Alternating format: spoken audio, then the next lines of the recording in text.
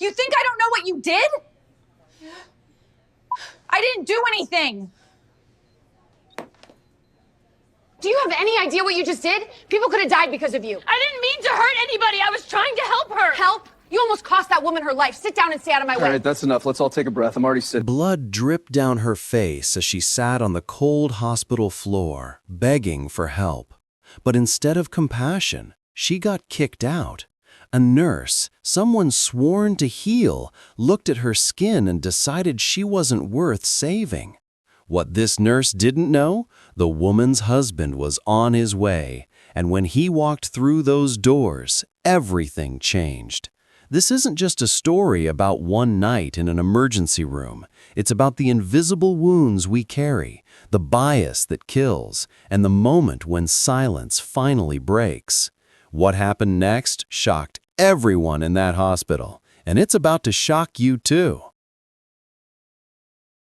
Her name was Maya Richardson, and she was the kind of person who believed in second chances. She believed people were good at their core. She believed the world was getting better, slowly but surely. She was 32, a middle school English teacher in a suburb just outside the city. She loved her students, especially the ones others had given up on, the quiet ones, the angry ones, the ones who came to school hungry or tired or carrying weights no child should carry. Maya saw them, and they saw her. Her husband, David, was a civil rights attorney. They'd met at a community town hall 7 years ago, both speaking out against a local housing policy that was quietly pushing black families out of their neighborhood. She was fiery that night, voice shaking but unwavering. He was calm, methodical, devastating in his logic. They fell in love over shared rage and shared hope.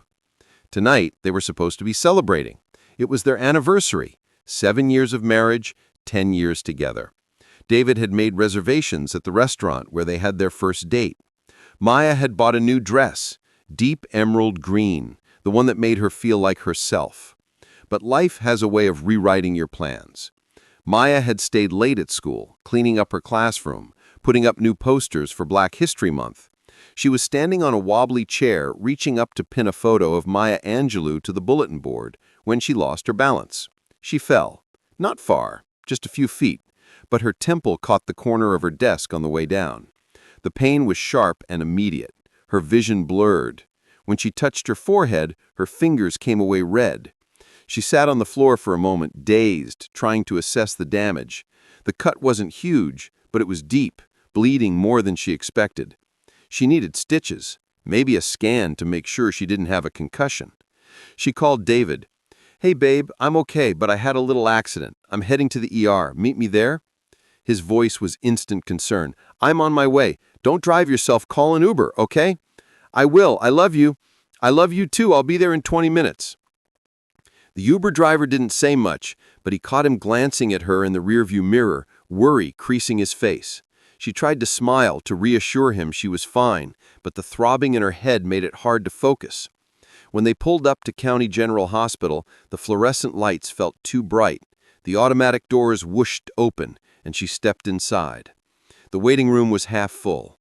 A man with a swollen ankle, a mother with a feverish toddler, an elderly woman clutching her chest, her daughter holding her hand.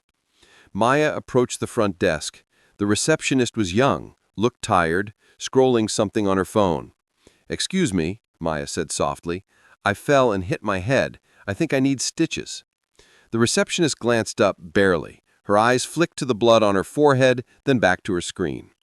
"Fill this out," she said, sliding a clipboard across the counter, without making eye contact. Maya took the clipboard, found a seat, and started filling out the forms. Name, address, insurance information, emergency contact. Her head was pounding now. The waiting room lights felt like knives. She closed her eyes for a moment, just to rest them. 15 minutes passed, then 30. She looked up at the desk. The receptionist was laughing at something on her phone. Maya stood, walked back to the counter. "Excuse me, how much longer do you think it'll be? I'm bleeding pretty badly." The receptionist sighed, as if Maya were interrupting something important. "We're busy. You'll be called when it's your turn." Maya nodded. She understood. Hospitals were overwhelmed. She'd wait. But something felt wrong.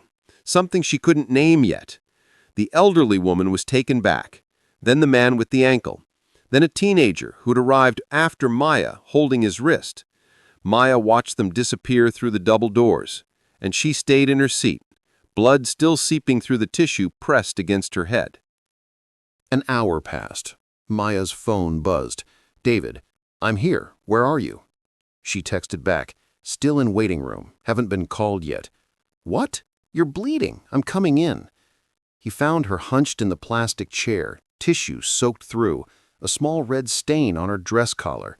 His face went rigid. "How long have you been waiting?" "About an hour." "An hour?" His voice was controlled, but she could hear the anger underneath. He walked straight to the front desk. "Excuse me, my wife has been waiting for over an hour with a head wound. Can you tell me when she'll be seen?" The receptionist didn't look up. "Like I told her, we're busy. She'll be called." "I can see she's injured. Head wounds can be serious. Is there a reason she's been passed over?" Now the receptionist looked up, her expression hardening. "Sir, I don't appreciate your tone. Everyone here is waiting their turn." "Except she's not getting a turn, is she?" The receptionist's eyes narrowed. "If you keep causing a disruption, I'll call security."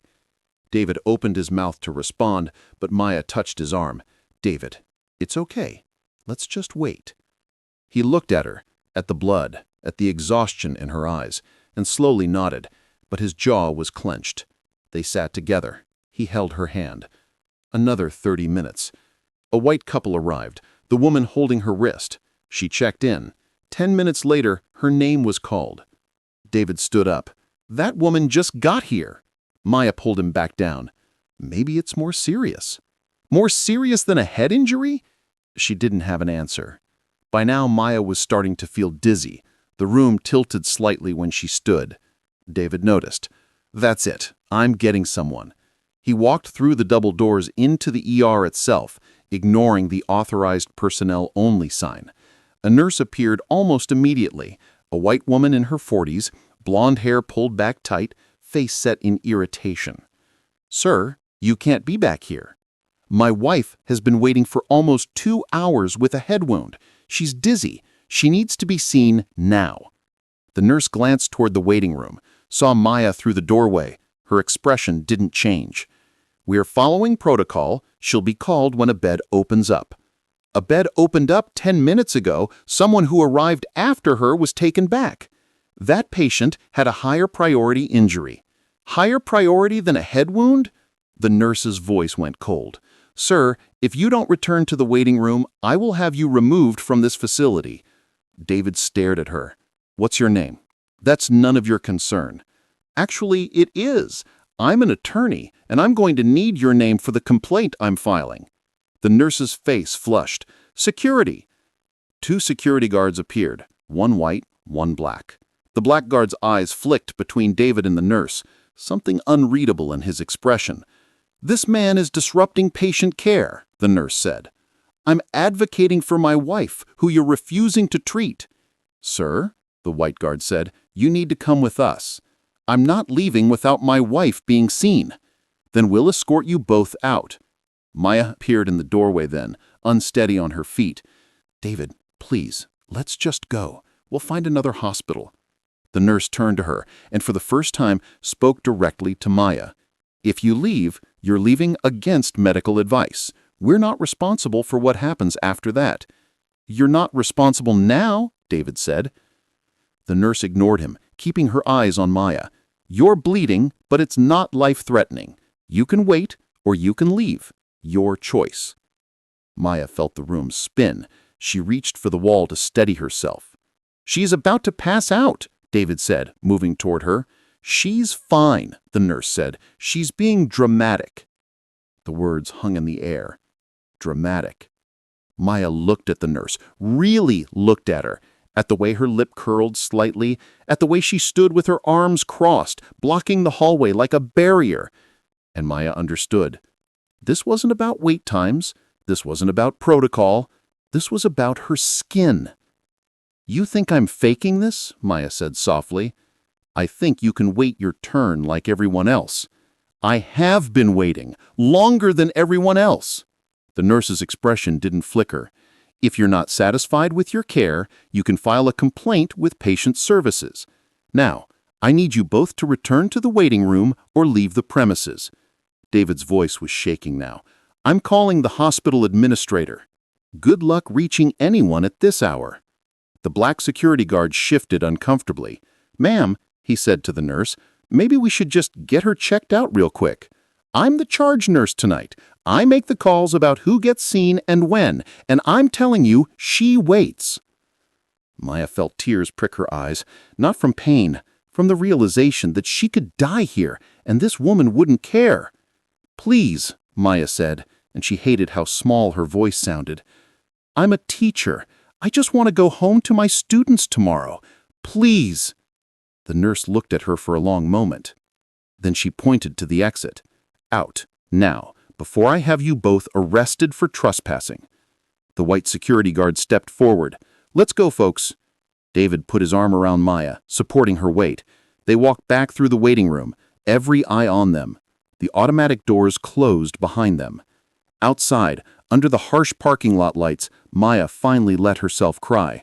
Not loud, not dramatic. Just silent tears running down her face, mixing with the blood. David held her, his own eyes wet. I'm so sorry, he whispered. I'm so sorry I couldn't protect you. It's not your fault. I'm an attorney. I argue for people's rights every day, and I couldn't even get my own wife treated. She leaned against him. Let's just go to St. Mary's. It's 20 minutes away. You're not driving 20 minutes like this. Then what do we do? He looked back at the hospital, at the lit windows, at the place that was supposed to heal. We go back in, he said. David, but this time, he continued, pulling out his phone, we bring witnesses.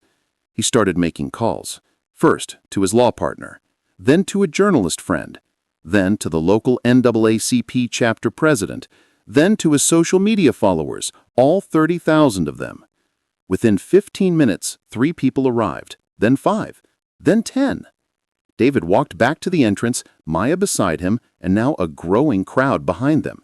The automatic doors opened, and the night was about to change. The waiting room went silent when they walked back in. David approached the desk, but this time he wasn't alone. Behind him stood his law partner, Marcus, a 60-year-old man with white hair and the calm demeanor of someone who'd won more cases than he could count. Next to him was Keisha James, the local NAACP president, her phone camera already recording. And behind them, a growing group of people. Some David had called, some who'd seen his social media post and simply shown up. The receptionist's eyes went wide. "Sir, I told you." "I know what you told me," David said, his voice steady now, controlled. "And now I'm telling you, my wife is getting treated tonight, here, in this hospital, and every moment you delayed her care is being documented." Keisha raised her phone higher. "This is Keisha James with the NAACP. We're here at County General Hospital, where a black woman with a head injury has been denied treatment for over 2 hours, while white patients who arrived after her were seen first. We're documenting everything." A murmur went through the waiting room. Other patients pulled out their phones. Cameras turned on. The receptionist stood, panic flashing across her face. "You can't, this is a medical facility. You can't record here." "Actually," Marcus said, his voice kind but firm, "the lobby is a public space. We have every right to document what happens here. But please, feel free to call your supervisor. We'd love to speak with them." The blonde nurse appeared, the same one from before. "What's going on out here?" "These people are harassing our staff. These people," David interrupted, "are advocating for a patient you refused to treat. My wife, who has been bleeding for over 2 hours while you've seen multiple patients who arrived after her, were seen first." The nurse's face went red. "I don't appreciate your accusations." "Then explain it," Keisha said, camera still rolling. "Explain why she's been waiting. What's your medical rationale?" "I don't have to explain anything to you." "Actually, you do," Marcus said. "Under federal anti-discrimination law, patients have the right to equal treatment regardless of skin color. If you're applying different standards based on skin color, that's a violation." "We don't discriminate at this hospital." "Then prove it," David said. "Treat my wife. Right now, show us you don't discriminate." The nurse looked around. at the cameras, at the growing crowd, at the other patients in the waiting room, some nodding in agreement, some looking uncomfortable. "I'm calling the police," she said. "Please do," Keisha replied. "Call the police, call the media, call whoever you want. We're not leaving until this woman gets medical care." For a long moment, no one moved. Then, from the back of the crowd, a voice. "She should be treated." Everyone turned. It was the elderly white woman who'd been seen earlier, the one who'd been holding her chest. She'd come back out to the waiting room, her daughter beside her. "I was taken back almost immediately when I came in. This young lady was here before me. She was bleeding. I saw her. If she's been waiting all this time while others have been seen, that's not right." Her daughter nodded. "That's not right at all." Another voice from a white man sitting near the window. "I came in after her too. They called me back pretty quick. If she's still waiting—" The tide was turning. The nurse's face had gone from red to pale. She looked at the receptionist, who looked at the floor. "I'm going to get the ER director," the nurse finally said, her voice tight. "Good," David replied. "We'll wait." But Maya swayed on her feet. David caught her, lowering her into a chair. "Baby, Maya." Her eyes were unfocused. "I don't feel good. Someone get a doctor, now!" This time people moved. The black security guard ran through the double doors. 30 seconds later, a doctor appeared, a South Asian woman in scrubs, stethoscope around her neck. She took one look at Maya and her expression went sharp with concern. "How long has she been waiting?" "Over 2 hours," David said. The doctor's face hardened. "Get me a gurney. Now." The blonde nurse started to speak, but the doctor cut her off with a look. "Now." 2 orderlies appeared with a gurney. They lifted Maya onto it, gently. "I'm Dr. Patel, Maya. You're going to be okay. I've got you now." As they wheeled Maya through the double doors, David walking beside her, Keisha called out, "We'll be right here. We're not going anywhere." The nurse stood in the lobby, surrounded by cameras, by witnesses, by people who'd finally seen what Maya had been invisible to them before. And in that moment, the carefully constructed lie that everything was fine, that the system worked, that bias was a thing of the past, cracked wide open. Dr. Patel moved quickly. Within minutes, Maya was in an exam room, being assessed, her vitals being taken, an IV being started because she was dehydrated and in shock. The cut required 12 stitches. The CT scan showed a mild concussion. Dr. Patel was furious when she heard the timeline. 2 hours? She said to David, who was sitting beside Maya's bed holding her hand. A head injury, and they made her wait 2 hours? They said she wasn't a priority. Dr. Patel shook her head. Head injuries are always a priority. Always. The fact that she became symptomatic while waiting— She didn't finish the sentence, but David heard what she wasn't saying. Maya could have died. Not from the fall, but from the neglect. Dr. Patel left to have a conversation with the nursing staff, her expression stormy. Maya looked at David. "Is this real? Did that really just happen?" "Yeah, baby, it did. I teach my students that the world is getting better, that people are good, that if you treat others with respect, you'll get respect back." Her voice cracked. "I believed that." David kissed her hand. "You can still believe that, because look what happened when people knew the truth. They stood with you. They refused to let it go." Outside, in the lobby, the crowd had grown. Someone had brought coffee. Someone else had brought chairs. They weren't protesting.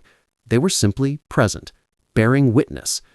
The hospital administrator arrived at midnight, a white man in his 50s, clearly pulled from sleep, clearly panicked. He spoke with Keisha, with Marcus, with the people who'd filmed everything. By 1 a.m., he'd issued a statement. The hospital would launch an immediate investigation. Staff would undergo mandatory anti-bias training. Patient wait times would be audited for racial disparities. It wasn't enough, but it was a start. The blonde nurse was placed on administrative leave pending investigation. The receptionist was transferred to a non-patient-facing role. David didn't feel victorious. He felt exhausted, angry, sad. "We shouldn't have had to do this," he told Marcus. "We shouldn't have needed cameras and witnesses and a crowd just to get basic medical care." "No," Marcus agreed. "You shouldn't. But until the system fixes itself, this is how we fix it. one exposure at a time, one witness at a time. Maya was discharged at 3 a.m. with instructions to rest, to follow up with her doctor, to watch for warning signs. As they walked through the lobby, the people who'd waited all night, these strangers who'd become allies, stood and applauded. Quietly, respectfully. Maya started crying again. "Thank you," she said. "Thank you for seeing me." An older black woman stepped forward, took Maya's hands. "We saw you, baby. We saw you." The video of that night went viral. Within a week, it had 20 million views. News outlets picked up the story. County General faced protests, boycotts, federal scrutiny. But more importantly, it sparked a conversation. How many other Mayas were out there? How many people had waited in pain, then dismissed, then turned away, and had no cameras, no lawyers, no crowd to validate their experience? How many had died in silence? The hospital implemented new policies, anonymous reporting systems, third-party audits of patient care patterns, mandatory body cameras for triage nurses. Would it be enough? Time would tell. Maya went back to teaching 2 weeks later. Her students had made her a banner. "Welcome back, Miss Richardson. We see you." She cried when she saw it. And when a student asked her what happened, she told them the truth. She told them about the fall, about the hospital, about waiting in pain while others were helped. "Why did they do that to you?" a student asked. Maya paused. "Because sometimes people make decisions based on what they see on the outside, not who someone is on the inside. And sometimes those decisions hurt people. But you know what else I learned?" "What?" "That when good people stand together, they can change things. Not overnight, not perfectly, but they can make things better." One student raised his hand. "Miss Richardson, I'm going to be a doctor when I grow up, and I'm going to treat everyone the same." She smiled through tears. "I believe you will."